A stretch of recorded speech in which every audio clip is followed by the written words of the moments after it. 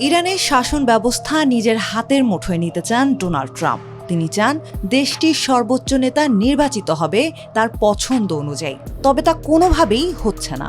ইতোমধ্যেই বিশেষজ্ঞ পরিষদের ৮৮ জন নির্বাচক সর্বোচ্চ নেতা নির্বাচন নিয়ে ঐক্যমত্যে পৌঁছেছেন।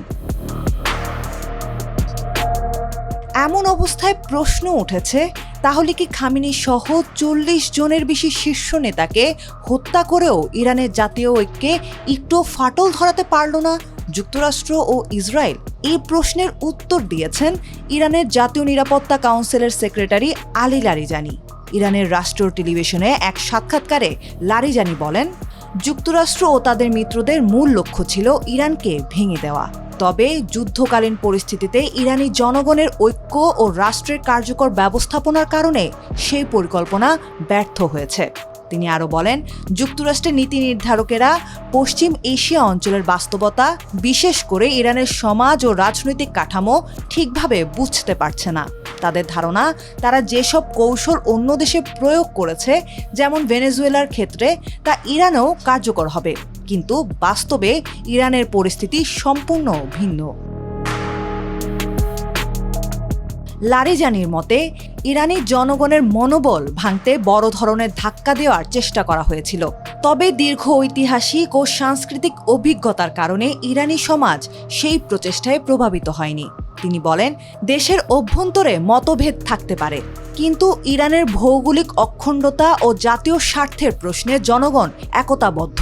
সাক্ষাৎকারে লারিজানি আরও জানান, যুক্তরাষ্ট্র অতীতে ইরাক ও আফগানিস্তান সহ বিভিন্ন দেশে হস্তক্ষেপ করেছে। এসব পদক্ষেপ মানুষের কল্যাণের জন্য নয়, বরং নিজেদের স্বার্থে নেওয়া হয়েছে বলেও তিনি মন্তব্য করেন।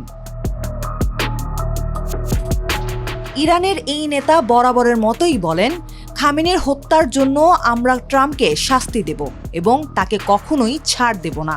তবে ডোনাল্ড ট্রাম্প লারিজানির হুমকিকে গুরুত্বহীন বলে উড়িয়ে দিয়েছেন। সিবিএস নিউজকে দেয়া সাক্ষাৎকারে ট্রাম্প বলেন, তিনি কি বলছেন, তিনি কে, আমি কিছুই জানি না। এতে আমার বিন্দুমাত্র আগ্রহ নেই। আমি একেবারেই পাত্তা দেই না। লারিজানি ইতোমধ্যেই পরাজিত হয়েছেন। ট্রাম্প আরও বলেন, আমরা যে কাজ করেছি তা অবিশ্বাস্য। তাদের ক্ষেপণাস্ত্রগুলো সম্পূর্ণভাবে ধ্বংস করে দেয়া হয়েছে। তাদের সব ড্রোন ধ্বংস হয়ে গেছে। কারখানাগুলো এখন ধ্বংস করে দেয়া হচ্ছে। তাদের নৌবাহিনী কার্যত শেষ হয়ে গেছে। ৬ দিনের মধ্যে ৪২টি জাহাজ ডুবেছে। পুরো নৌবাহিনী শেষ, বিমান বাহিনীও নেই। তাদের সামরিক বাহিনীর প্রতিটি উপাদানে ধ্বংস হয়ে গেছে। নেতৃত্বও আর নেই। এমন কিছু নেই যা ধ্বংস হয়নি। টানা ১০ দিন ধরে চলছে ইরান ইসরায়েল যুক্তরাষ্ট্রের যুদ্ধ। এ পর্যন্ত ইরানে ১৩০০রও বেশি প্রাণহানি ঘটেছে। অন্যদিকে ইরান বা যুক্তরাষ্ট্রের সেনা হতাহতের ঘটনা হাতে গোনা কয়েকজন। আইআরডিসি জানিয়েছে, আগামী ৬ মাস তীব্র লড়াই করার মতো রসদ তাদের কাছে রয়েছে। এমন অবস্থায় যুদ্ধ আরও লম্বা হওয়ার শঙ্কা রয়েই যাচ্ছে।